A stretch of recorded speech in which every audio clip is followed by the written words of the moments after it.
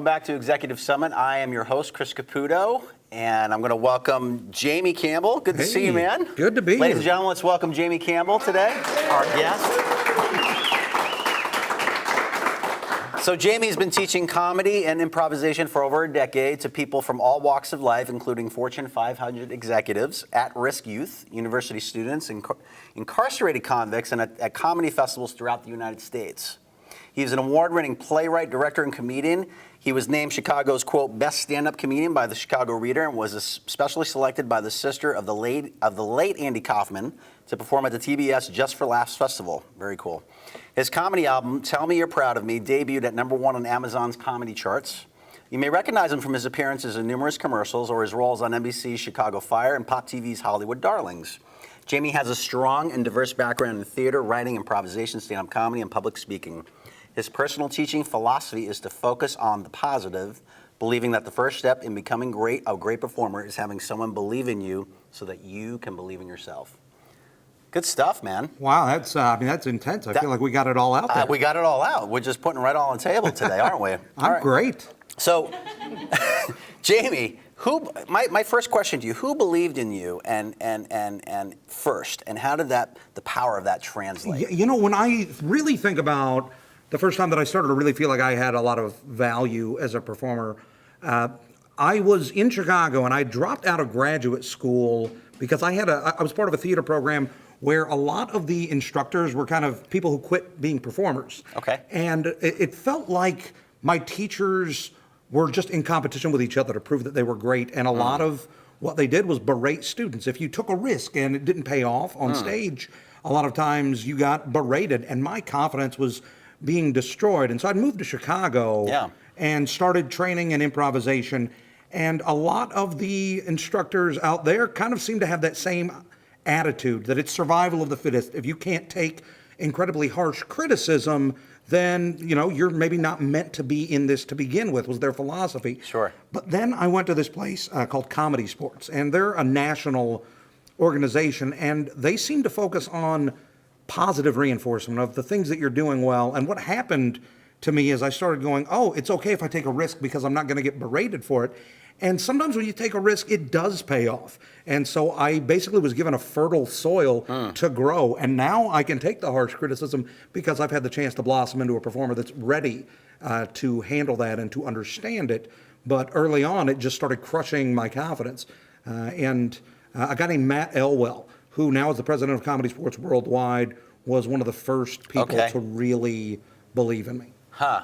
So what was it about Matt? What was it that he was building you up? How, compared to, what did he do differently specifically? Because I think there's some important nuggets here that we can draw out a little bit. Matt gave me a platform where if something didn't work, we'd go back and we'd talk about what did work about it, or what were the things about it that had a chance or had potential. Right. And instead of throwing everything out, we'd take those seeds and then grow into something else. I actually started getting a lot of responsibility at Comedy Sports. I started off as a stage manager, and I would just run lights for improv shows on Thursday and Saturday nights. Sure. And then I ended up applying for the job of the training center manager. And I ran an entire year-round improv training center, and he gave me an interview, I think, as a courtesy. And I went in and kind of blew him away, and they ended up giving me the job. Yeah. And as I started doing well running their training center, and it was on its last legs, it was down to about 12 students. And in a year and a half, we were up to about 150 students. Okay. And when Matt saw what I was doing with the training center, he said, hey, what do you think about doing a Monday night stand-up show? And so I created a Monday night stand-up show there, and it started doing really well. And then he started giving me Fridays at midnight. He said, what about doing a talk show? And I did a talk show there that completely failed. It was called But Seriously, and I would bring in the best stand-ups in Chicago, and I would have them do a 20-minute headlining set, and then it was inspired kind of like by the WTF podcast that Mark Maron does. Okay. I would sit down and interview them about their process and their careers. And a reviewer came out and actually said, this is a great show, but not at Fridays at midnight, because Fridays at midnight, you don't want to sit and learn about somebody's process. You're there to booze it up and have a party type of atmosphere. And so instead of going, we're going to just cancel that show and do nothing else, he said, hey, what if we did a different style talk show? What if we did like a late night style talk show? and he gave me the reins to do that. And I had no idea what I was doing. And I brought in some friends, and we just kind of put some things together.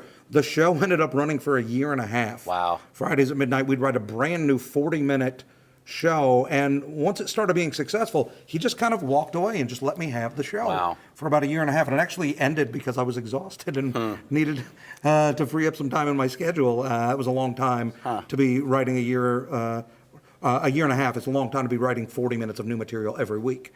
But that was one of the things. Another thing he did was just give me stage time. And if something didn't go well, I'd get a note, but I wouldn't get berated. And I'd get to go out and try again. I didn't start devaluing myself. I was able to separate the value of my performance from my value as a human being. Right.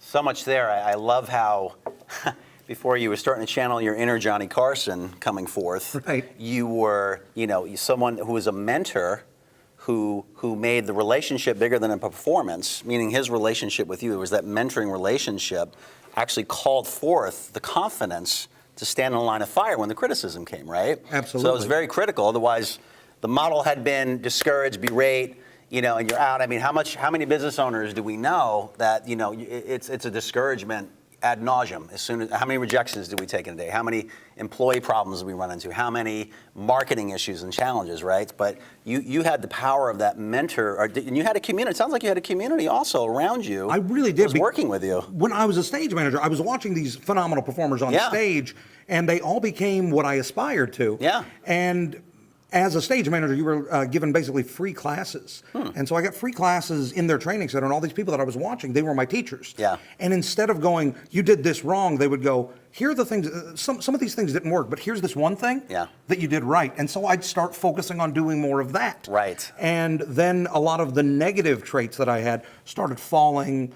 to the wayside, because as I focused on one thing I was doing well, then I would take another risk around it, and then there would be another thing I was doing well. Right. And my toolbox of skills started to build up. Yeah. And I became better and better, and I stopped relying on those things that weren't working. Right. See, this is going to be a lot of fun because my background is theater growing up, but also counseling. And you and I had some conversations off. So I didn't tell you this, but I'm going to call a little bit of an audible because you have some you have a storytelling technique that you do with trauma, dealing with trauma. Would you mind talking about that a little bit? Because I think some of this, though, we're not going to get too into the weeds with the brain science and all that and emotions in a sense, but how much of our businesses, how much of our relationship with clients, how much of our comings and goings are guided by our emotions, right? It's not, even you as a performer developing, there was an emotional component. It wasn't just the skill and the technique and okay, here's the class to do this. There's an emotional capacity. There is a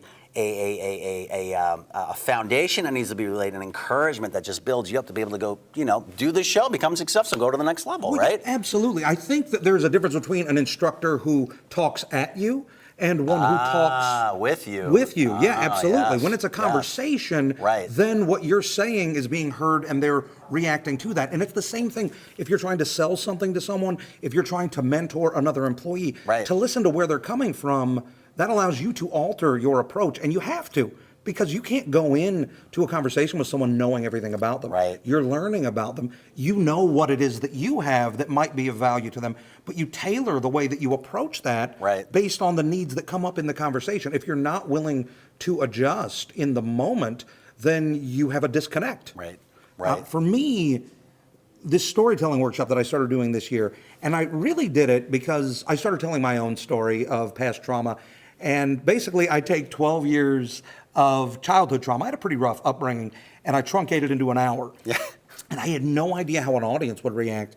But just for my own healing, I decided to create a show. And the way that audiences received that were phenomenal. And I would have other people come up to me after the show wanting to share their own experiences. And these are things that you don't unload to someone that you just met. But they just spent an hour feeling like they got to know me. And I started realizing I wanted to give people that same sense of release, of getting rid of the weight of that trauma that I got in performing. And so I created this workshop, and it's all about creating a safe space where no one's being judged. And at any point, one thing that I do in the workshop is I say, I'm going to encourage you to talk about some things that maybe you weren't sure if you were ready to, but at any point, If you need a break, you need to step away, it's too much, Yeah. you're allowed to. No one's being forced Yes. to do any of that. And because they're free to stop at any point, it becomes easier to take that baby step forward and that baby step forward. And at the end of a couple of hours, I'll have a group of 12 complete strangers that are really bearing their heart and soul to each other. And I culminate that in a live performance because what I got out of it was sharing my story with strangers. Right. And by giving them a live performance, they get to also have that catharsis of letting go of this thing that has been weighing them down by sharing it. And then those strangers that are hearing the story get that experience of not being alone in whatever they've been through as they come to the show. Well, here's what I appreciate about your craft, and even in the marketplace, is the power of storytelling. And whether you're a leader, whether you're on a sales call, whether you are marketing, for God's sakes, I mean, how much is story marketing today? Or what's your why, and telling your why, and having that emotional connection, especially with this generation coming up. They really love that stuff. They really connect. We all do. That's why we go to movies, right? We love a good story. Well, anytime you're selling something to someone, you're going, hey, what is your life? What is the story of you? If you are driving this car, what is your story now that you're in this car? Is it different? Are you a different person? And it's really getting people to imagine the next story in their life. So I appreciate that you're able to be vulnerable. It's almost, you know, it's some market. A lot of the marketplace, man, now they're catching up. Let's just put it this way: their trends are shifting because the soft skills are so important versus the hard skills of get it done, learn the skill, conquer your market share. But really, what people want is they want to belong. They want to be a part of the story. That's how Apple has been able to crush it for so long, because they bring you into that story. And what I love is I'm getting to know you a little bit, is that you've built a practice around this. You've built and I know we're two artists, so we could chase some squirrels here, there, and everywhere. But but at the same time, we talk a little bit about. So we'll put in some boxes right here. You have your stand-up speaking business, comedy traveling business, right? You have a consulting company that just started. You want to talk about that a little bit? Yes We'll Company. unpack that a little bit. Yes Company is a company that I started with my partner Michael Foster, and we collectively have around 25 years of experience working in improv. And my background was in Chicago, where I was lucky enough to get to train under a company that does a lot of corporate training, and I learned how to develop my own curriculum.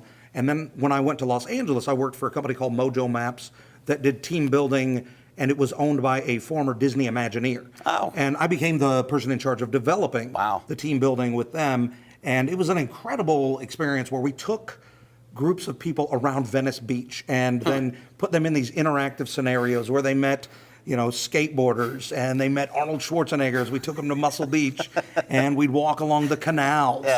And developing that, using improv, but it not being an improv show, was something that really opened up my mind to a lot of the possibilities, because in life, we're always improvising. We go into a conversation not knowing what we're going to say. Improv is just being in the moment and reacting. And then when I moved to Kansas City, I started improvising with Michael Foster with the KC Improv Company. And we sat down and had a conversation about how there seemed to be a need out here in businesses in Kansas City. And I particularly love a lot of the culture in Kansas City because local businesses here are proud to be Kansas City businesses. And there just seems to be this humanity to a lot of the corporate culture that you don't see in a lot of places. And I really love that. And so Michael and I sat down and started talking about what our philosophies were and how we could bring what we did specifically to the corporate world. There are a lot of other places that are doing just public entertainment, and we talked about how we wanted to specialize in corporate live entertainment as well as corporate training that changes the culture. Because when you're improvising, just like when I talked about, I had that mentor that said, I believe in you and I want to listen to you. You have this power to go in and completely change the corporate culture. For example, the idea of yes and means I'm going to listen to your idea and I'm going to add to it rather than say no. And when you take that into a brainstorming session, instead of going, here are our resources, what can we do just with our resources? When you do that, you immediately box yourself in. But if you go, forget about what our resources are. If we had no money restrictions, if we had, even the laws of time and space did not apply to us, what would we do? Then you're going to come up with some ideas that, well, realistically, probably would not be feasible. But then when you go back and you go, okay, cool, now what can we do with the resources we have inspired by these ideas? Then you suddenly start approaching what you're doing from an angle that you never would have looked at it at before, and you start coming up with ideas that if you put those restrictions on you to begin with, you wouldn't have even considered. Yes, and it's so powerful because it really challenges how negative thinking can be, right? It's we feel something that's uncomfortable, it comes that way. The automatic response is no. And we may not even verbalize it, but then even though, because I've been in these classes, I've been in these workshop trainings where someone gives you something, you're like, yes, and you just start to, but you begin to start training a new muscle, right? You begin to start training a part of your brain that begins to awaken to new possibilities. So, okay, so then you have a stand-up comedy speaking, and you travel, you go on the circuit, you go on the tour. Your business is word of mouth referral, so people get to know your work online, or they know from other shows, and you come back. Okay, so where is that going for you? Where do you see? Because I know you've done some television. You clearly have written. I'm never going to have time to get into all this. You've done a lot of stuff. You have quite a vitae here of playwriting, directing, and television work. So what's next for you in the next year, 2 years? Where are you seeing things going for you? For me personally, well, I just recorded my one-man show. Okay. We did a 6-camera HD shoot that I'm very excited about. It went really well. We packed this venue called the Barrel of the Bottoms in the West Bottoms. Okay. And I'm going to basically try to figure out how to market a film. I'm a guy that will go, I'm going to try something even though I have no idea how to go about it. Yes. That's how the one-man show started. I just said I have this story, no idea how to turn it into a one-man show. Yeah. I'm going to go ahead and register for the KC Fringe Festival and figure it out. I'm a big fan of what they call moonshot thinking. Okay. John F. Kennedy said we were going to the moon. We didn't have the resources. We didn't have any of the things required to get you to the moon. But he said, we're going to the moon by 69. And you know what? We got there because we set the goal. And so I got an amazing company called Arnold Severs Media to come in and record the show. I got a great venue that I knew we'd pack the house. And it was one of the best performances of this thing that I've ever done. And now I'm going to figure out how to try to get distribution. Wow. And I'm going to submit it as a concert film to some festivals and contact people. And what I did with my album, which I recorded in 2015, was kind of the same thing. Yeah. I knew I would have a great crowd at this place in Columbus, Ohio, and so we went out and I recorded the album, and I had no idea how to get it released by a record label. So I sat down and I researched about 500 record labels, sent 500 individual emails with a private link, and about 9 of them got opened. Wow. It's a grueling business because if you run an entertainment business, you're getting solicited constantly. Wow. And a lot of times if you don't know the person, you're like, they're probably wasting my time.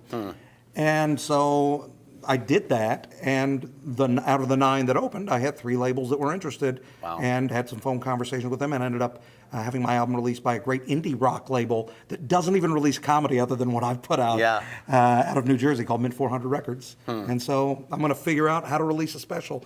Doing that, and then with Yes Company, we are doing some events with the Better Business Bureau this next year, and we're really focusing on creating customized comedy for special events wherein, like, you have, say, an awards night or you have a large banquet. You might not want us to perform an improv set within the banquet. You might have programming throughout the night, and so we are consulting and going, how can we come in here and do some things that are kind of intermittent throughout the evening that engage the people that are there and just make it an event that you won't forget. Wow. And so I'm hoping that we do a lot more of that over the coming year and working on that type of training. And then I'm touring to every Fringe festival in the United States that I get accepted to. Wow, that's awesome.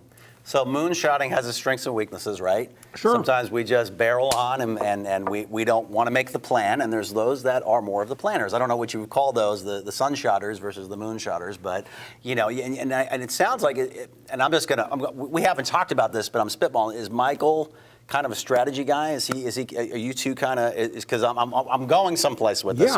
So him being on your team, how helpful is that for you? And what kind of strengths and weaknesses do you guys offset with one another? There are a lot of strengths that we have as a duo when we're coming out. As a craft doing performance, right? Comedy, especially improv, is a collaborative art form. Absolutely. And so Michael and I work really well bouncing ideas off of each other. When it's time to come up with the actual creative output, the execution. Yeah, we work great as a team. Okay. But at the same time, Michael is a fantastic logistics person. Right. I hate the admin side of things, and he does such a great job of handling that Right. and doing first contact. Right. I am, however, very great conceptually, and then having him there, he's also very good conceptually. A lot of times we'll have different projects. He'll keep you on task, keep you on focus with some of this stuff. Yeah, he's great at checking in and going, hey, we have a deadline coming up. Right. And then we'll meet up. He also is very good at putting together all of the detail outline things. We worked together on a customized murder mystery not too long ago, and instead of going, we're going to take a classic murder mystery script and then alter it, we built one from the ground up. Wow. And Michael and I sat down and we did a lot of the brainstorming together. Sure. But then he logistically did all of the work of putting together this amazing customized event. And that is just kind of one example of how he's such a great details guy. Sure. So you're able to whiteboard, big picture thinker.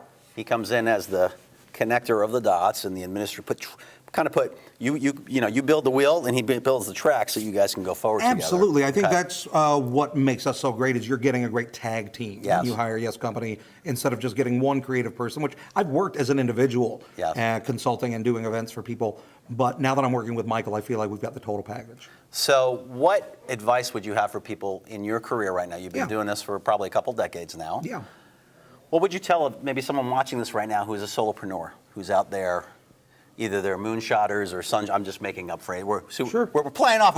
You're giving me some yes and moonshot and sunshotters. So what would you tell someone maybe in our audience or here watching this right now if they're out there and maybe they're the planners, they're the logistics people, or they're more of a big vision, let's go, ready, fire aim kind of thing? Well, one thing that I've learned in this business is that you don't get anywhere on your own.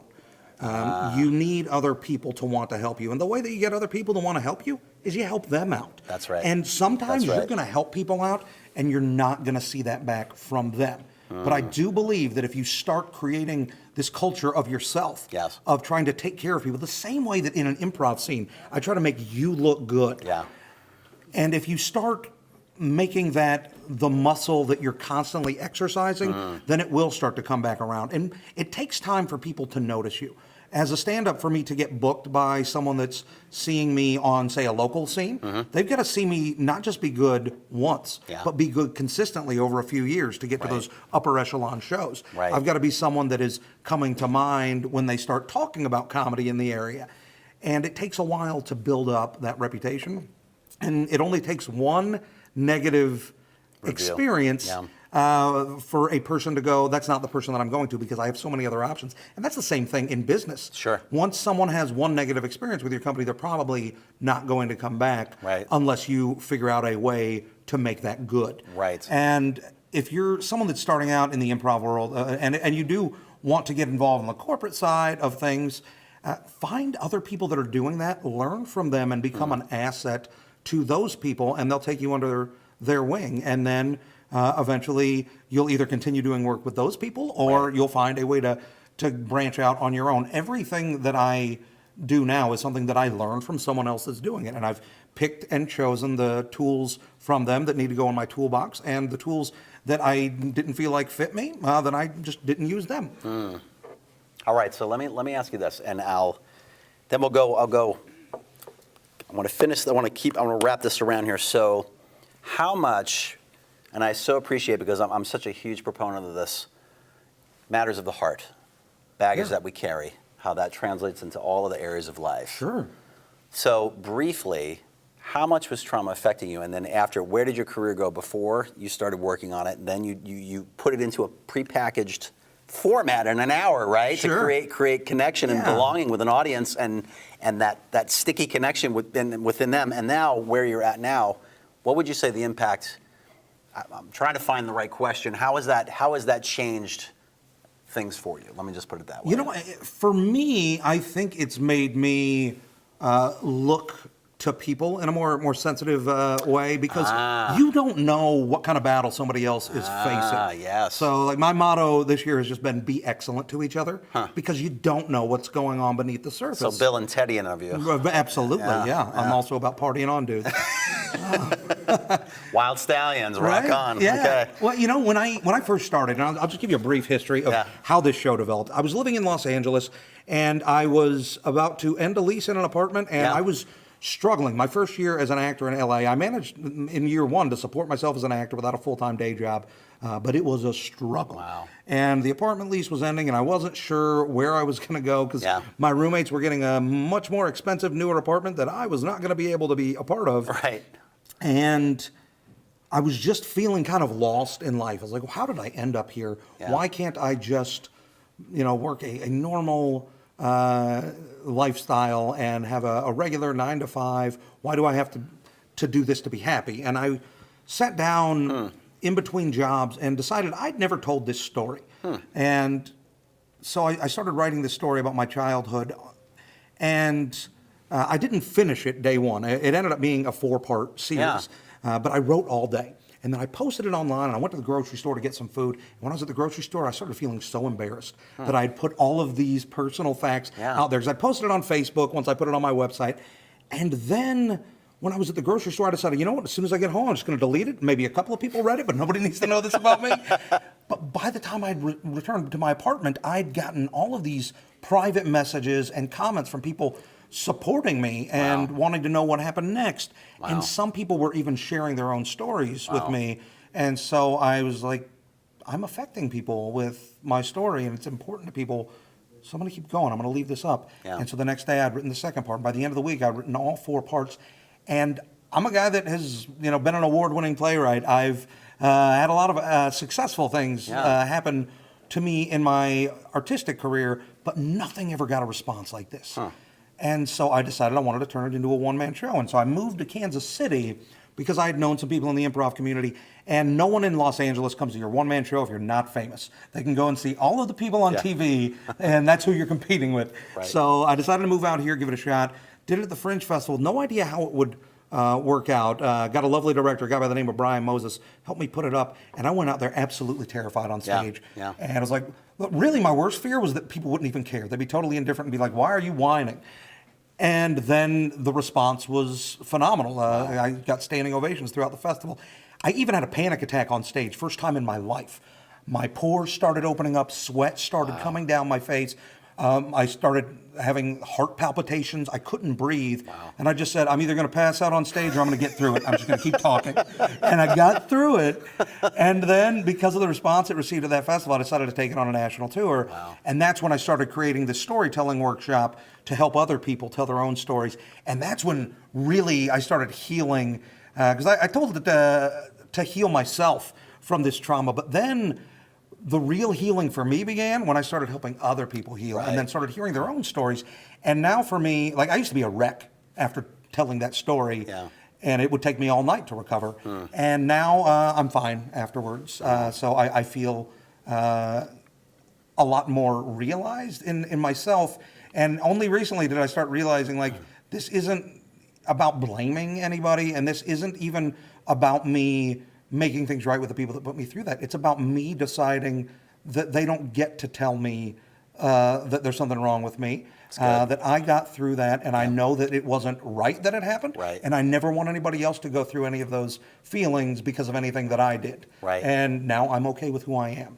Here's what I love is that going through that process and that healing process, what begins to happen, and maybe you can identify with this, is when the pressure is on, we don't buckle as easily. Right?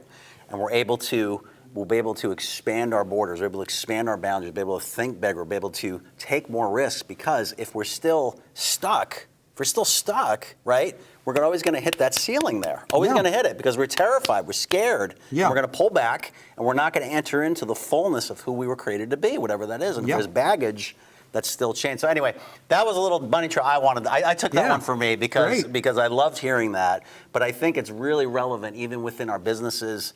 It really is. It's a personal thing for us. It's because the businesses is parenting.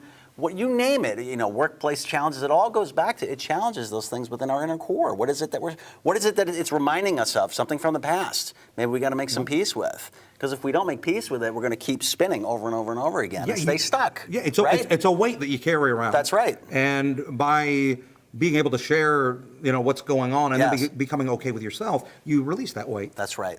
Okay, so we're starting to land the plane. We're getting to the end of our time together. I really enjoy this, Jamie. Well, thank you. How's he doing? He's doing wonderful, isn't he? Give him a round of applause. Fantastic stuff here. So If you were to start over again, Oh, boy. oh boy, the richness that you have received getting to this point, you would not trade it all in. But if you were to go back in time, we're getting to the DeLorean Yeah. with Emmett Brown. We go back in time, and you were to start over again your career.